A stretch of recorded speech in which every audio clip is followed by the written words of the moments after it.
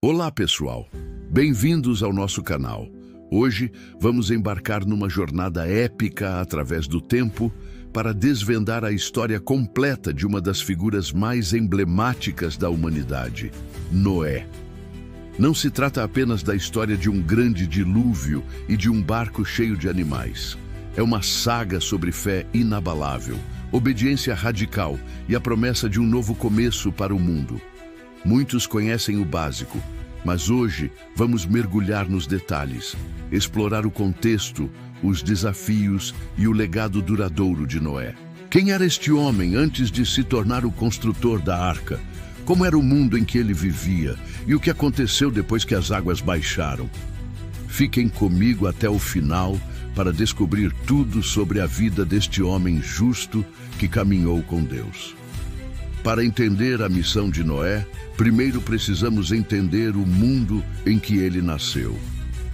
O livro de Gênesis descreve uma terra que havia se tornado irreconhecível. A humanidade, que se multiplicara, tinha se afastado completamente de seu Criador. A maldade era tão grande e contínua que a Bíblia diz que toda a imaginação dos pensamentos de seu coração era só má continuamente. Violência, corrupção e desrespeito a Deus e ao próximo eram a norma. Era um cenário de caos moral e espiritual, um mundo que, aos olhos de Deus, se arrependia de ter criado. Imagine o peso disso. É neste ambiente hostil e decadente que surge um homem diferente, uma luz na escuridão. Gênesis 6:9 nos dá a chave. Noé era homem justo e perfeito em suas gerações. Noé andava com Deus. Ele não se deixou levar pela correnteza da maldade. Ele escolheu um caminho diferente, um caminho de retidão e comunhão com Deus. E foi a esse homem justo que Deus confiou uma missão monumental e, francamente, inacreditável. Deus revelou a Noé seu plano de purificar a terra com um dilúvio global, mas também ofereceu um caminho de salvação. A ordem era clara: construir uma arca, e não era um barco qualquer. As instruções eram incrivelmente específicas. A arca deveria ser feita de madeira de gofer, que muitos estudiosos acreditam ser cipreste, uma madeira resistente à água.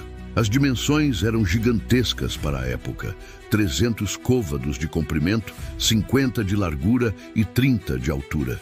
Convertendo para medidas modernas, isso dá aproximadamente 137 metros de comprimento, 23 de largura e 14 de altura. Seria um navio com a capacidade de um moderno cargueiro com 3 andares, uma única janela no topo e uma porta lateral. Além disso, deveria ser selada por dentro e por fora com betume, garantindo sua impermeabilidade. Agora, pensem no desafio. Noé não era um construtor de navios profissional, vivendo muito provavelmente longe do mar. Por décadas, talvez até 100 anos, ele e seus 3 filhos, Sem, Cam e Jafé, trabalharam incansavelmente neste projeto colossal. Podem imaginar o ridículo que ele enfrentou? As pessoas ao redor, imersas em sua própria vida, devem ter zombado dele, chamado-o de louco. Um barco gigante no meio da terra seca para um dilúvio que nunca vimos? Noé não era apenas um construtor. Ele era também, como o apóstolo Pedro o chama, um pregador da justiça. Enquanto martelava a madeira, ele também proclamava a mensagem de Deus, alertando sobre o juízo iminente e oferecendo uma chance de arrependimento. Mas, tragicamente, ninguém o ouviu. Sua fé foi testada não só pela magnitude da tarefa, mas também pela solidão de sua convicção em um mundo cético e zombador. E então, o dia chegou. Com a arca pronta, veio a segunda parte da missão divina: reunir os animais. Deus instruiu Noé a levar para a arca um par de cada espécie de animal impuro, macho e fêmea, e 7 pares de cada animal puro e de cada ave. Isso não foi um esforço de captura por parte de Noé. O texto bíblico diz que os próprios animais vieram a Noé para a arca. Foi uma migração milagrosa, guiada pela mão de Deus. A arca se tornou um santuário flutuante, um microcosmo da criação divina, preservando a vida para o novo mundo que viria. Depois que Noé, sua esposa, seus 3 filhos e suas esposas, 8 pessoas no total, entraram na arca junto com todos os animais, a Bíblia nos conta um detalhe poderoso. E o Senhor o fechou por fora. A porta da oportunidade estava selada. A decisão divina era final. A salvação estava segura lá dentro e o juízo estava prestes a começar lá fora. Por 7 dias, eles esperaram dentro da arca em silêncio. E então, aconteceu. No ano 600 da vida de Noé, romperam-se todas as fontes do grande abismo e as janelas dos céus se abriram. Não foi apenas uma chuva forte, foi um cataclismo. Água jorrou das profundezas da terra e caiu torrencialmente do céu por 40 dias e 40 noites, sem parar. A água subiu implacavelmente, cobrindo as colinas e, eventualmente, as montanhas mais altas. Tudo o que tinha fôlego de vida em terra seca pereceu. O mundo que Noé conhecia foi completamente submerso. Dentro da arca, imagine o som constante da chuva, o balanço do navio sobre as ondas turbulentas, os ruídos dos animais. Por 150 dias, a arca flutuou sobre um oceano sem fim, um pequeno ponto de vida em um planeta silenciado pela água. Foi um período de espera, confiança e dependência total de Deus para a sobrevivência. Depois de 150 dias, Deus lembrou-se de Noé. Ele enviou um vento sobre a terra e as águas começaram a baixar gradualmente. A arca, que flutuara por meses, finalmente repousou sobre os montes de Ararat. Mas eles não podiam sair ainda. O mundo ainda estava inundado. A paciência de Noé foi testada mais uma vez. Após 40 dias, ele abriu a janela e soltou um corvo, que ia e voltava até as águas secarem. Depois, ele soltou uma pomba. Na primeira vez, ela voltou sem nada. Uma semana depois, ele a soltou novamente e ela retornou ao entardecer com uma folha de oliveira fresca em seu bico. Era o sinal. A vida estava brotando novamente. Era a prova de que a terra estava ressurgindo. Noé esperou mais 7 dias, soltou a pomba pela última vez e ela não voltou mais, indicando que havia encontrado um lugar para pousar. A longa provação estava chegando ao fim. Finalmente, mais de 1 ano depois de terem entrado na arca, Deus deu a ordem: sai da arca. Noé, sua família e todos os animais saíram para um mundo lavado, limpo e silencioso. Um novo começo. Qual foi a primeira atitude de Noé?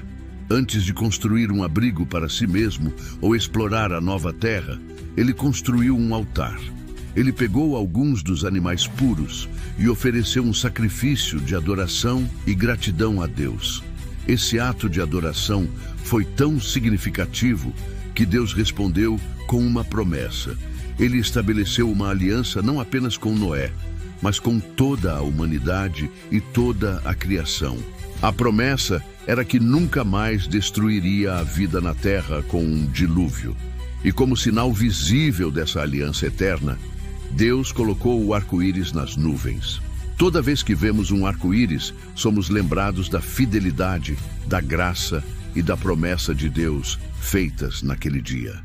Após o dilúvio, Deus abençoou Noé e seus filhos com as mesmas palavras que disse a Adão e Eva: frutificai e multiplicai-vos, e enchei a terra. A humanidade teve um recomeço a partir dessas 8 pessoas. Noé começou a cultivar a terra e plantou uma vinha.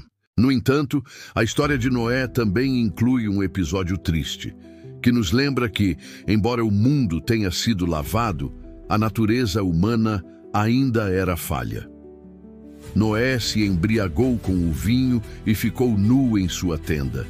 Seu filho Cam o viu e, em vez de cobrir a vergonha de seu pai, foi contar aos seus irmãos. Sem e Jafé, em um ato de respeito e honra, andaram de costas e cobriram seu pai sem olhar.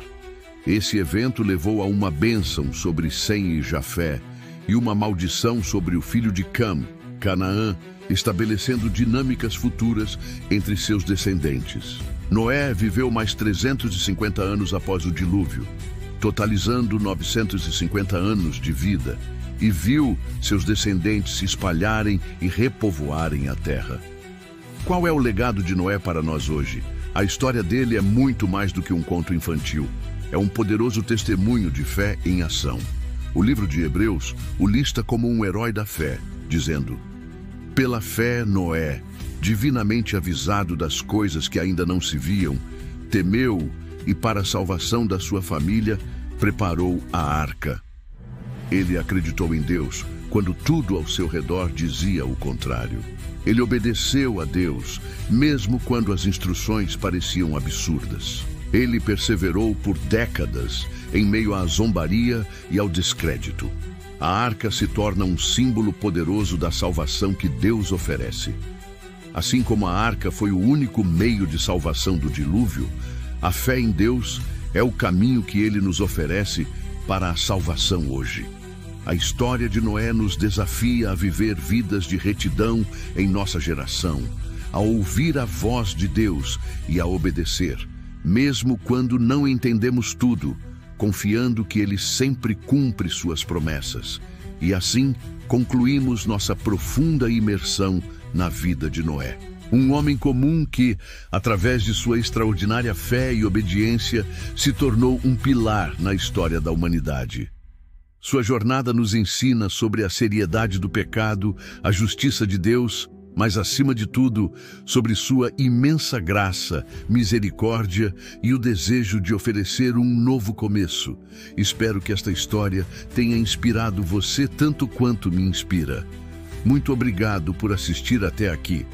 Se você gostou deste vídeo e quer explorar mais histórias incríveis como esta, não se esqueça de deixar o seu like, se inscrever no canal e ativar o sininho para não perder nenhum conteúdo.